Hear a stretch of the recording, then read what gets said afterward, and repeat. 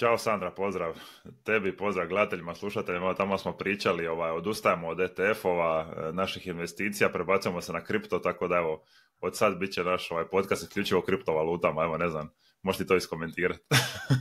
Pa imaš ti pravo, kad sam ja vidjela ove postotke, znači ja sam se koncentrirala na prinose koje su ostvarila, ne znam, S&P, pa ono All World, čisto da tebi malo zasolim, ali nisam vidjela da je zapravo zadnji na listi je imovina koja najviše je rasla u zadnjih x godina, koliko je sad to, 14 godina, bar koja ova tablica pokazuje, tako da sam se ja odlučila zapravo rasprodat sve svojih tih milion čuvenih udjela u ETF-ovima i krećem opak u kriptovalute.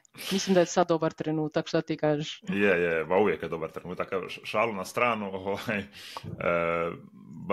baš smo evo, dosta to sad komentirali prije početka snimanja. Znači, prvo imajte na umu da definitivno ne plivamo u ovoj temi kao ribe u vodi, kao što možda recimo slučaj za neke druge imovinske klase, ETF-ovi i slično, ali treba smo pokriti znači, kriptovalute, budući da smo pokrili druge klase imovine, pa evo, rećemo neka naša razmišljanja, ali kao uvijek nije to nagovor ni na kupnju, ni na nekupnju nekakvih kriptovaluta, jednostavno dijelimo ono što mislimo. Jel?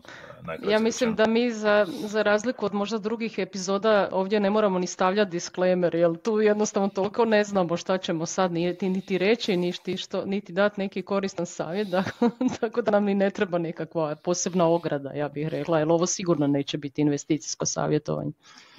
Mislim da to najbolje saža John Oliver, jel, poznati komičar i kao se to kaže, show host, jel, u Americi, kaže da su kriptovalute sve što ne razumijete o kompjuterima kombinirano sa svim što ne razumijete o novcu, tako da dosta je kompleksna tema i jednostavno treba biti u tome da bismo u potpunosti razumjeli, jel, puno je po meni kompleksnija nego neke druge stvari kojima pričam od ETF-ova, to nekako pasivnog investiranja, ali aktivno investiranje do duše puno kompleksnije, s tim se ni ne bavimo, ali evo, to kaže John Oliver, a ti si našla od Charlie'a Mangera jedan dobar citat, pa ovako ga možeš podijeliti. Da, meni je jedino žao što Monty Python više ne snima, ja vjerujem da bi imao o ovom ulaganju dosta za reći, ali evo, najbliže njima je Charlie Munger, koji je preminuo, mislim sad jedno 2 godine, u 90 i nekoj godini, blizu 100 bolje rečeno, i on je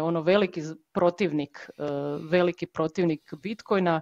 Warren Buffett, njegov friend, on je nešto malo umjereniji, ali evo šta je rekao Charlie Munger, pa smo se smijali da je to investicija u ništa, da je to slično spolnoj bolesti i da je to bolest društva, pa evo, s tim otvaramo. Dosta umjereno. Dosta onako, okay. Da, konzervativno. Da, ali evo da udramo i protutežu, recimo autor Naval Ravikant, koji je nama onako dosta dragi, tebi i meni, i kao gost brojnih poznatih podcasta, stvarno mislim isplati ga se poslušati. On ima skroz suprotno mišljenje, kaže da je po njemu Bitcoin nekako ultimativni neovisni novac, kaže da to je jedina forma novca koja ne zahtijeva nikakvo dopuštenje i koja zapravo ne može gubiti vrijednost na inflaciji. Jel? Tako da sad gdje je istina je vjerojatno negdje između, a pretpostavljam da će možda budućnost najbolje pokazati. Ali evo, da spomenemo samo najkraćim crtama, znači kriptovalute su nastale nastankom Bitcoina, jel? Prve originalne kriptovalute koje je dalje najveća, koja dominira tržište. Evo, baš sam pogledao trenutno, otprilike 60% vrijednosti cijelog kripto tržišta otpada na Bitcoin, jel? 40% na sve ostale kriptovalute, tako da to je onako poprilična dominacija i on je nastao tamo 2008. to jest lansiran je 2009. od misteriozne osobe Satoshi Nakamoto, jel, koji je vjerojatno nekakav pseudonim, danas se ne zna ko je to pokrenuo i to je vjerojatno tako i namjerno bilo da jednostavno se ne bi moglo ni utjecati, jel, na tu valutu da bude sasvim neovisna, jel. Ona je nastala kao odgovor na veliku financijsku krizu 2008. i to nekakvu razočaranost u financijske institucije, regulativu i tako dalje. Jednostavno, autor je htio napraviti nekakvu alternativu novcu, odnosno nekakvom spremištu vrijednosti, može to bolje reći, koristeći kriptografiju, zato se zovu kriptovalute. Tako da, evo, to su nekakvi početci. Sad možemo mi ulaziti u nekakve tehničke detalje, ali pitanje je li trebamo to uopće znat, isto kao i ne znam, za korištenje mobitela i aplikacija, ne moramo točno znati kakvi su procesori unutra, kako software funkcionira, bitno je nama s ove naše korisničke strane kako to izgleda.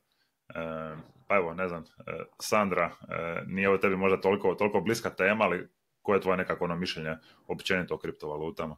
Da, ja sam, znači nije tajna, totalni analfabet što se tiče kripta. S druge strane sam još i pripadnik ove starije generacije, takozvani boomeri, znači rođeni odmah nakon drugog svjetskog rata. Jel? Pa nisi baš toliko stara, ajde.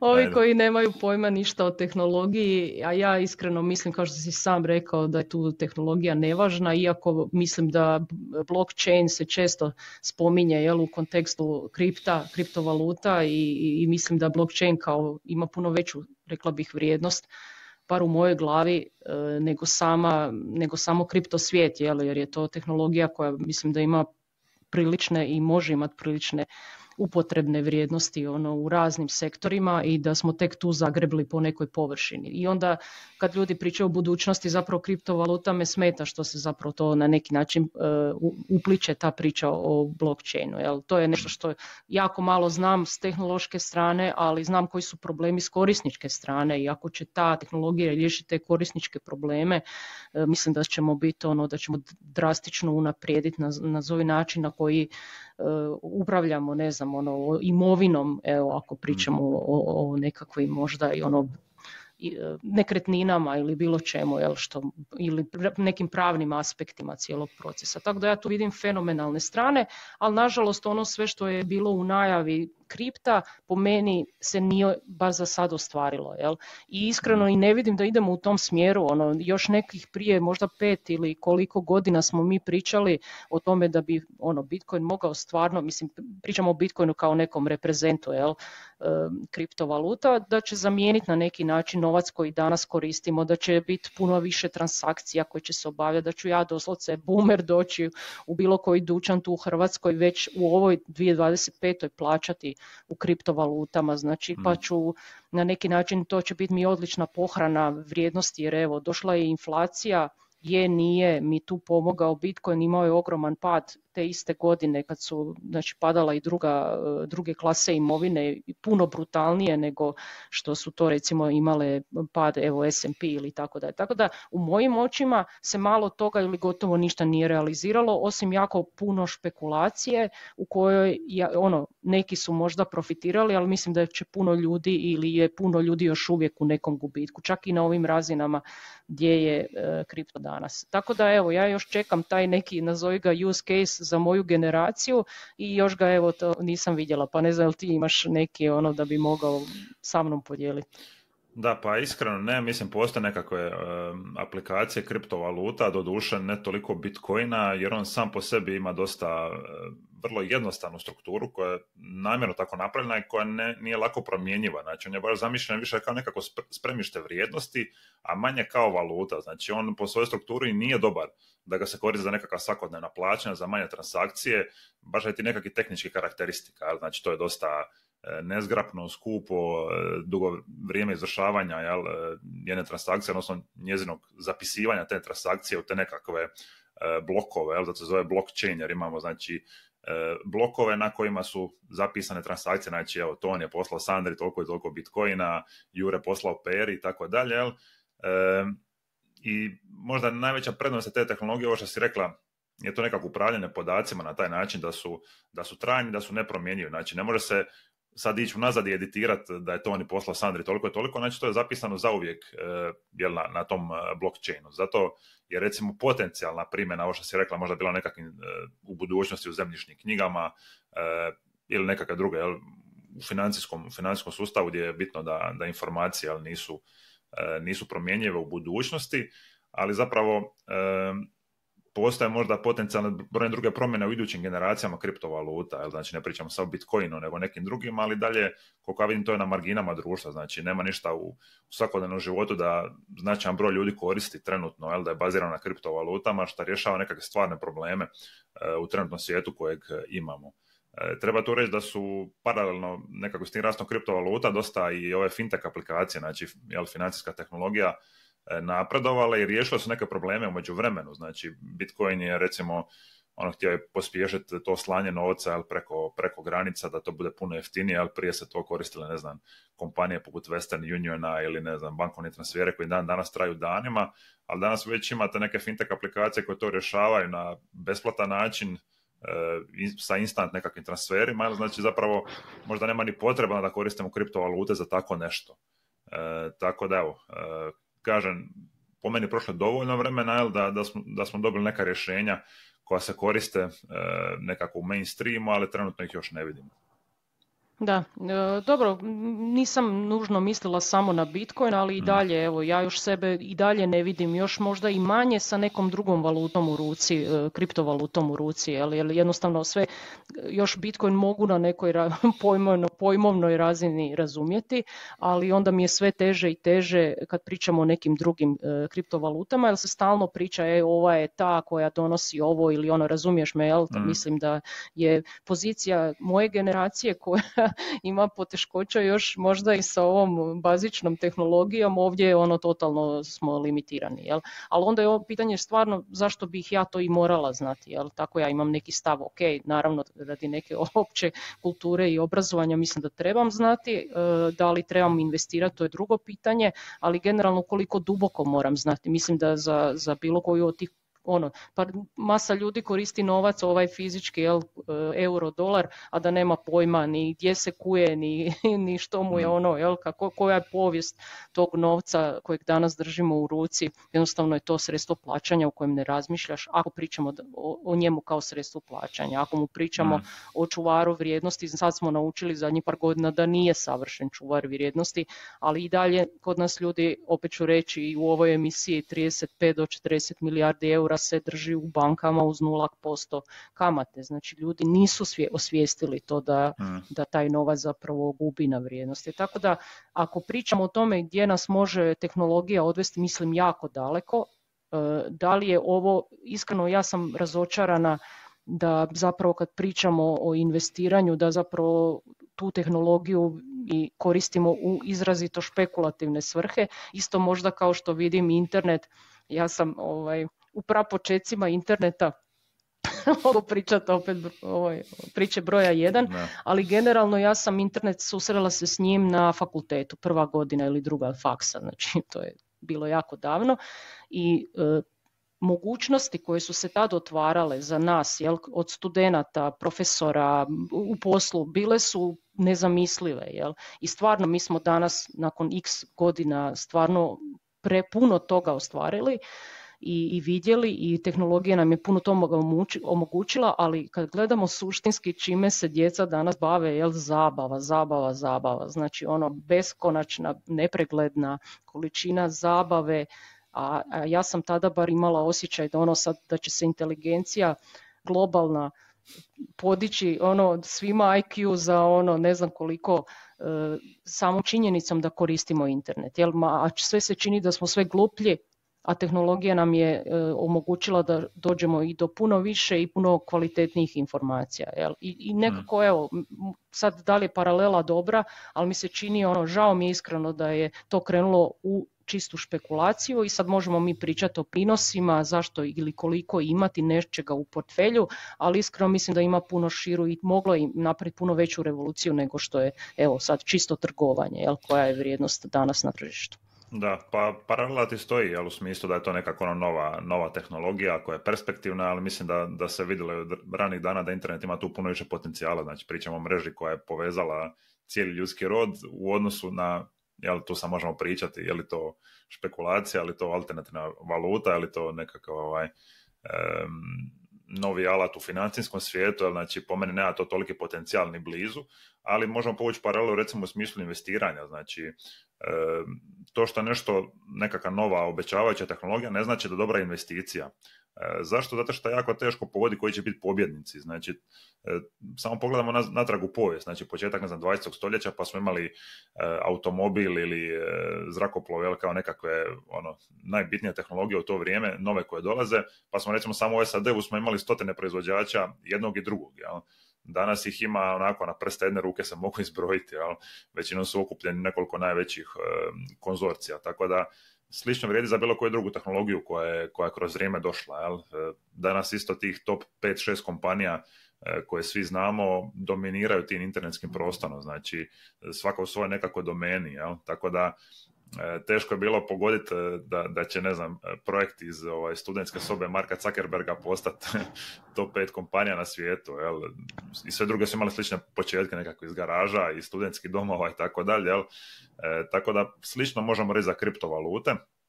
Doduše, Bitcoin se tu stvarno etablirao kao daleko najveći, kao prva kriptovaluta i tako dalje, a sad šta će biti u budućnosti, hoće li doći neka kriptovaluta koja vam bolje karakteristike ili barem slične karakteristike, ali je efikasnije izvršava svoju tu nekakvu zadaću, jel, primarno spremišta vrijednosti, ne znamo. Jel. Bila se spomenula i tu nekakve uloge novca. Jel. Ekonomska teorija kaže da novac ima tri funkcije, znači to su spremište vrijednosti, sredstva razmjene, jel, dakle da ne moramo jabuka i naranče, ja i ti razmenjiva, nego da imamo novac, i da je obračunska jedinica, znači da izražavamo cijene u tome. Jel? Danas u Hrvatskoj koristimo svi euro, vidimo da ispunjava sve te tri funkcije, dok recimo Bitcoin kao sredstvo razmjene malo ko koristi, osim onoga nesretnika koji plati one pice u Bitcoinu, jel? Koje bi danas vrijedile milijarde. Obračunska jedinica isto, znači teško, možda tu i tamo neki web shop da nudi da se može platiti u Bitcoinima, ali opet oni to konvertiraju nekako u klasičnu fiat valutu, tako da možemo eventualno pričati da je to nekako spremište vrijednosti, iako ne ponaša se toliko kao spremište vrijednosti koliko kao nekakva investicija, odnosno više špekulacija. Tako da, evo, ne znam, Sandra, ti si povukla neke podatke, pa da vidimo kakvi su bili prinosi, recimo, Bitcoina. Da, prinosi su ujedno i razlog zašto ja nisam ljubitelj Bitcoina, ne naravno kada ide u plus, nego kad ide u minus, i to je ono što zapravo je ta nekakva visoka volatilnost o kojoj stalno pričamo, je meni osobno problem, jer ne mogu vidjeti konkretno, evo gledala sam 2018. izgubio je 73% na vrijednosti, kraj godine, dočekao sa 73% minusa, 22. sa 65% minusa, i ove godine mi se čini da je ok, da se nešto oporavilo, ali da smo i dalje u minusu, ali hoću reći, bile su godine, znači, spektakularnog rasta, to niko ne osporava, evo gledam da je prosječni prinos od 2011. do 2025. znači godišnji prosječni prinos anualizirani, znači 140 gotovo posto. Znači to nema ni jedna klasa imovine, i dapače, kad gledamo u povijest, rekli bi svako ko nije investirao je lud. Ali je pitanje u kojoj točki je dosta investirao ili je bilo ovih padova, i ono što je psihologija, ljudi kupuju obično kada to raste u vrijednosti, pa su vjerojatno neki kupili i netom prije zadnjeg ovog rasta. Kogod je kupio negdje u prošlosti po puno nižim vrijednostima je recimo još uvijek ili bi trebao biti u plusu, ali ima i jako puno ljudi koji su unatoč ovim visokim vrijednostima u minusu. Ja sam čula na nekoj nedavnoj konferenciji da je tad je Bitcoin bio čak i preko $100,000, da je jedan od predavača rekao da je čak 85% investitora i dalje u minusu. Evo, ja jednostavno sad ne znam kako to je moguće uz ove razine, ali evo, rekla bi da obzirom znajući psihologiju, kako ljudi funkcioniraju, i generalno niko nije pitao možda početkom tamo, ja mislim 24. Da li investirati u Bitcoin ili kad je zapravo početkom 23. Kako je bio veliki pad, ali je zato pitao možda kad je već približio se vrijednosti od 100,000. Tako da mogu vjerovati u to da još uvijek ima onih koji su u gubicima. Ali generalno usporedivši s nekim drugim klasama imovine, tu nemamo što reći. Tu je definitivno šampion gledajući zadnjih 15 godina. Sad kako će biti sljedećih 15, to je uvijek pitanje. Pitanje svih pitanja.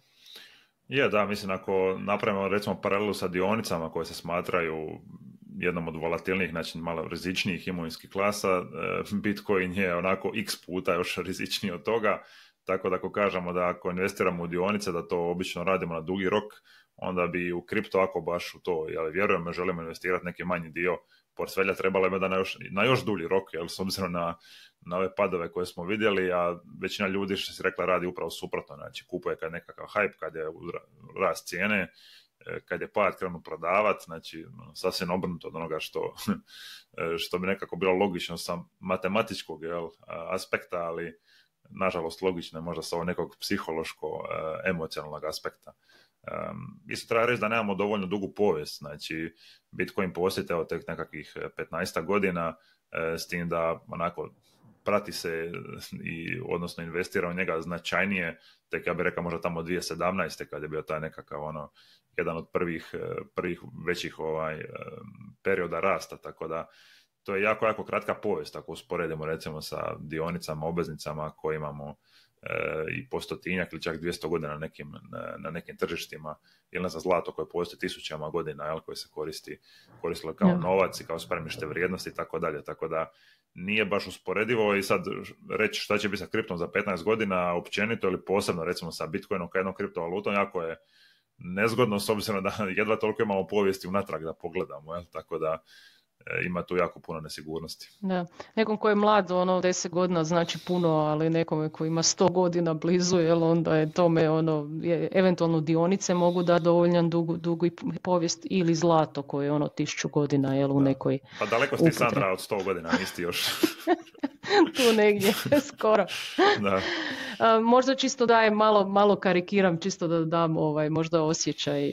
Ono što smo ti i ja razgovarali prije, jer obzirom da imamo dosta kontakata s ljudima koji nas pitaju je li sad dobra prilika, to ne možemo izbjeći ako se ne bavimo investicijskim savjetom, ali ne možemo izbjeći nas neko pita je li sad dobra prilika ući, ili sad dobro je investirati. I evo, pripadnici mojih generacija su tipični po tome što su jako neskloni riziku, što znači da u isti koš stavljaju i trezorske zapise o kojima sam nedavno pisala jer je bila nova tranša. I drugo pitanje odmah, što mislimo o ovom ili onom, čak ne Bitcoinu ili vrijednosti Bitcoina, nego u nekoj totalno nepoznatoj, možda ili meni bar nepoznatoj kriptovaluti. Znači. Tako da raspon tog rizika je ogroman, odnosno stepenica između konkretno trezorskih zapisa ili, znači radi se o ljudima koji većinu novca drže na bankama, koji ništa ne investiraju ili nisu investirali u neke druge klase imovine, a napravili bi sad kvantni skok investiranja u nešto što je ovoliko špekulativno. I zato evo, mislim da malo je pripadnika moje generacije koje, ja bi se usudila reći općenito ljudi koji dobro to sve skupa razumiju, ali pogotovo pripadnika moje generacije, kažem, pogotovo ako nisu odgajani i ne znaju investirati. Ti ja smo komentirali, evo možda je bilo zgodno spomenuti kako to u drugim državama funkcionira i mi smo puno toga ispred, pa tako i u investiranju u kriptovalute, a kao da nam fali jedan dio povijesti u kojem smo mogli ili trebali investirati u druge klase imovine da bi napravili onda taj iskorak možda još u nešto veći rizik i da bismo znali koliki taj rizik trebamo preuzeti. Jel? Pa da, zanimljivo vidjeti nekako na globalnoj razini da se kriptovalute zapravo najviše koriste u zemljama koje nemaju nekakvu svoju stabilnu valutu, koje imaju problema sa hiperinflacijom, koje općenito nemaju uređene te nekakve monetarne sustave ili koji imaju veliku dijasporu, pa onda koriste recimo Bitcoin kao sredstvo transfera vrijednosti, tako da na globalnoj razini to su zemlje poput Vijetnama, Irana, Filipina, Brazila, ne znam, Venezuele i tako dalje, uz neke iznimke razvijenih zemalja poput SAD-a ili evo vidim Ujedinjeni Arapski Emirati, prema podacima koje sam našao na stranici Visual Capitalist, imaju najviši udio vlasništva kriptovaluta među općom populacijom, nekakvi 30%, ali rijetko koja država ima iznad 10%. Što se tiče Europe, ovo su podaci od Eurobarometra, isto preneseni preko stranice Visual Capitalist, i oni pokazuju da zapravo se kriptovalute više koriste u nekakvoj istočnoj, jugoistočnoj Europi, koliko god mi volimo reći da smo mi centralna Europa, realno smo malo više prema istoku i jugoistoku od centra, tako da recimo prema njihovim podacima u Hrvatskoj se otprilike jednak broj ljudi koristi i kriptovalute i nekakvu financijsku imovinu, znači dionice, obveznice, fondove i tako dalje, znači nekakvih 15% ljudi, što bi ja rekao da je porazno. To znači da 85% ljudi ne investira u ništa osim možda nekretnina i eventualno nekakvih štednji, možda životnih osiguranja i slično, ne znam, doduše možda su čak uzeli životno osiguranja tu u obzir u ovih 17%. Dok recimo nordijske zemlje ili ne znam Njemačka, situacija je takva da puno manje ljudi, znači duplo do troduplo ljudi manje investira u kriptovalute, znači nekakvih 5, 6 do 10%, dok recimo u financijsku imovinu investira dvostruko više ili trostruko, čak četverostruko više ljudi, jel, kao što recimo u Švedskoj, Norveškoj nekakvih 60% ljudi investira u tradicionalnu financijsku imovinu. Tako da, evo, možda na kraju nekako dana i najbolja preporuka da se imovinu općenito podijelimo. Meni je to jedna najčešćih grešaka koje vidim kod ljudi što dolaze na edukaciju, da je imovina previše koncentrirana u par imovinskih klasa, najčešće su to nekretnine, a da ima jako malo ili ni malo u drugim oblicima imovine, tako da evo, tu definitivno ima prostora za napredak. Da, jedan dio portfelja naših, zašto ne, jel, i nas, jel, boomera, nije loše imati u Bitcoinu. I onda smo baš ti i ja komentirali što bi to bio, nekakav postotak koji bi vrijedio, za koga, kako, zašto. I nekako, ja mislim da smo se i našli na nekom postotku i uzeli smo primjer, ne znam, ja o takvoj vrsti investicija razmišljam, to je doslovce ona rečenica koja mene najviše izluđuje, je zapravo da se investira novac koji si spreman izgubiti, i rekla bi da u ovom slučaju to i vrijedi, ali iako se ne slažem u toj definiciji sa nekim ulaganjima, recimo u ono što mi imamo u suštini u svojim portfeljima, znači neki dionički ili obveznički ETF-ovi, jel? Ali ako pričamo o ovako volatilnoj imovini, ja bih rekla da je to otprilike ta filozofija, da s kojom onda možeš super profitirati ili možeš velik dio novca izgubiti, ajmo reći, do 70 i koliko posto smo vidjeli, jel? Ako ne i više od toga.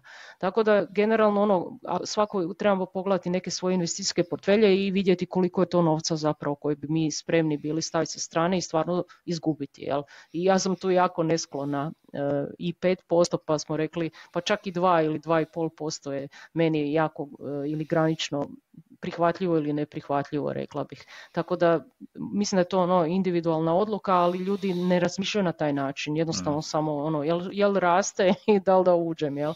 Pa evo, ne znam, imaš ti koliko iznosi, bolje rečeno, kripto u tvom portfelju i koja ti je logika iza toga, jer očito je da ja ga još uvijek nemam.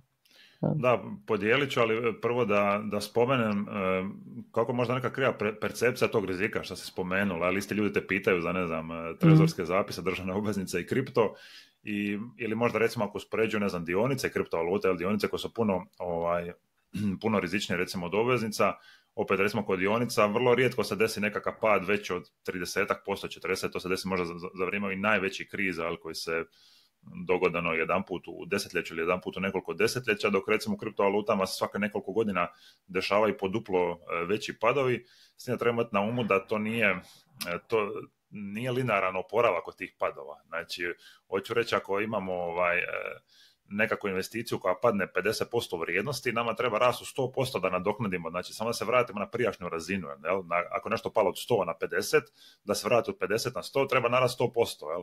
Tako da i što su veći ti padovi, veća je ta razlika. Tako da razlika između pada od 40% i nekakvih 50-60 je zapravo ogromna. Jel?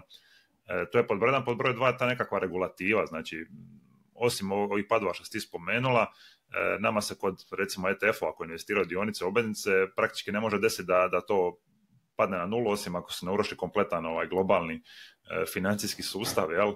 Civilizacija kakvu poznajemo, i jednostavno zato su platforme dosta dobro regulirane. Znači ako platforma propadne, ti udjeli su i dalje na naše ime, jel? Prebacit se na upravljanje drugom brokeru. Dok recimo kod kriptovaluta nemamo tu apsolutno nikakvu zaštitu u smislu regulative. Dakle, ako platforma propadne, ode sva naša imovina. Znači nismo uopće osigurani. Ako je platforma hakirana, ode sva naša imovina. Ako nemamo password, zaboravili smo ga, ode sva naša imovina.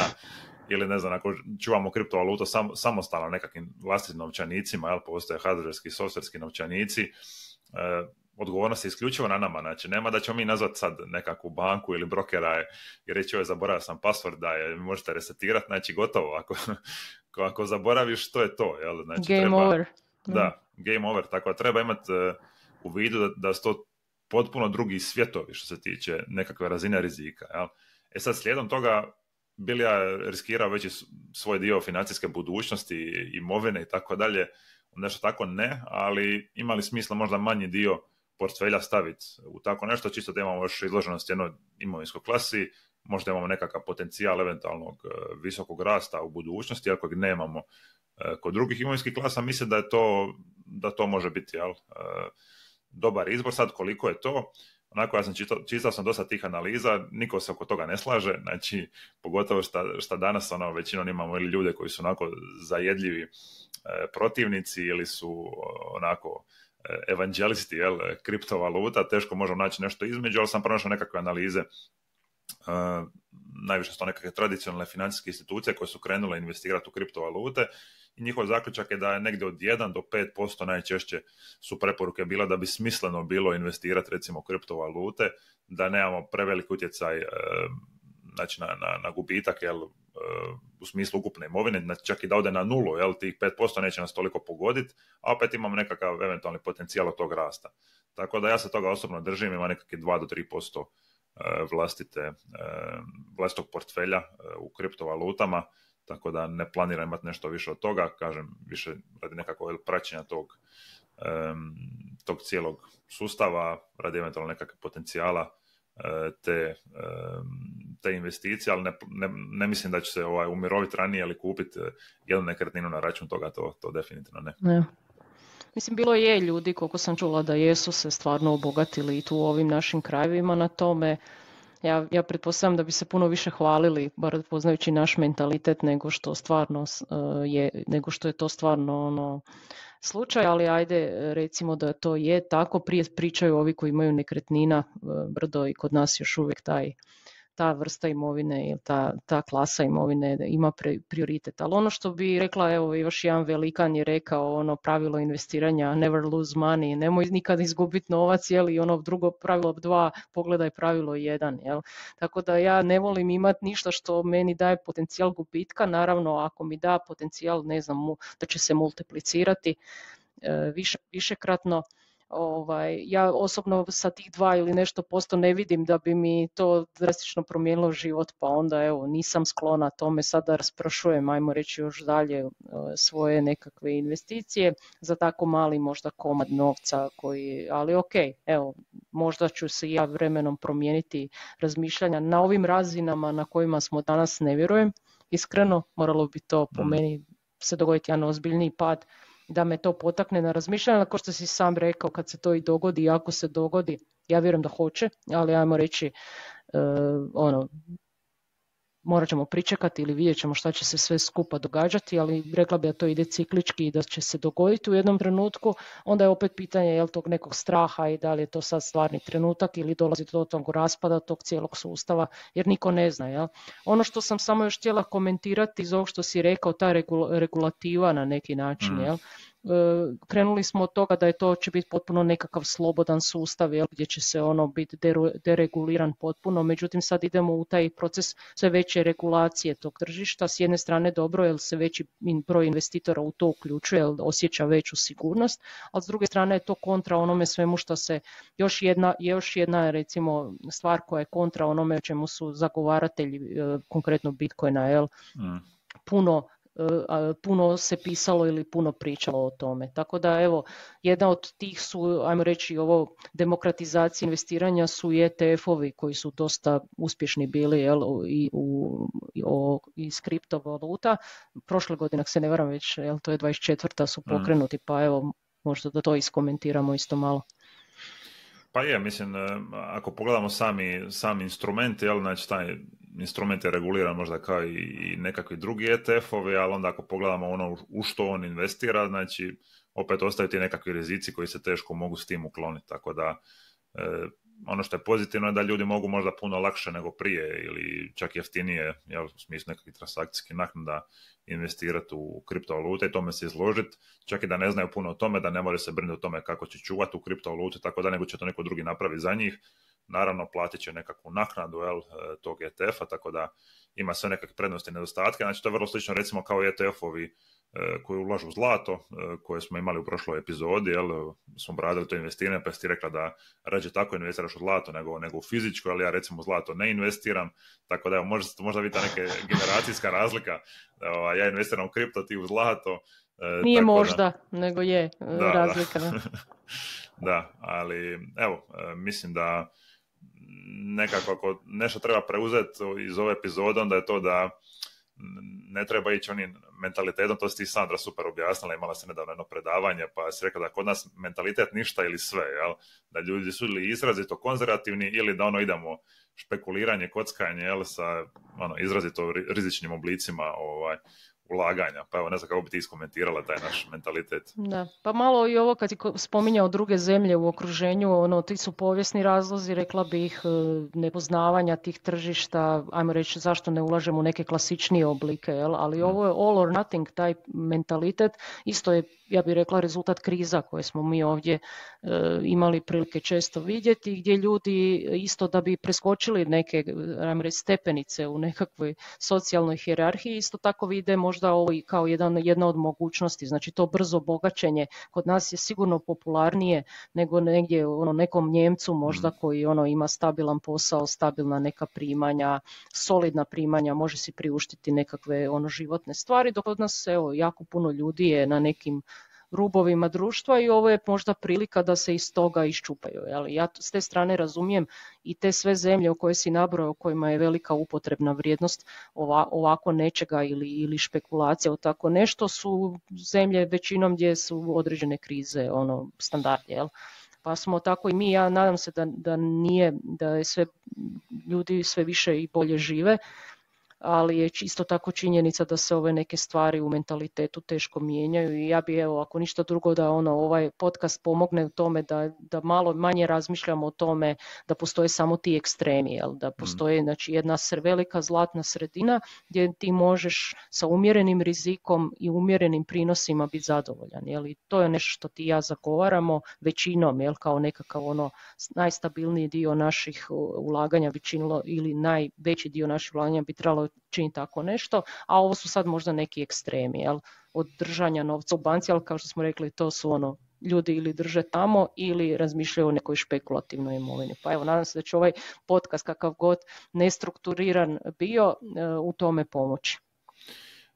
Mislim, te neke stvari, odnos prema novcu i općenito način razmišljanja imaju smisla kad pogledaš, znači, i povijest, Hrvatske i od bivšeg sistema, pa rata, pa raznih problema, tako da mi nemamo jednostavno kapitalizam toliko dugo kao nekakve zapadne zemlje, tako da to je smisleno, treba će to i vremena da se neke stvari promijene, ali vidimo pozitivne trendove, tako da na kraju dana najlakše promijeniti sebe, a društvo već malo teže. Tako da evo, toliko od nas na ovu temu, stavit ćemo u opis isto i webinar koji smo imali na ovu temu, pa možete tamo malo više nekako tim osnovama kriptovaluta pogledat, tako da eto, vidimo se onda i na idućim epizodama serijala o investiranju. Da, tamo smo imali prave stručnjake koji su pričali o ovoj temi, tako da evo, sugeriramo da pogledate šta oni kažu, a evo, do sljedećeg podcasta onda pozdrav svima i ugodan dan želimo. Pozdrav. Pozdrav.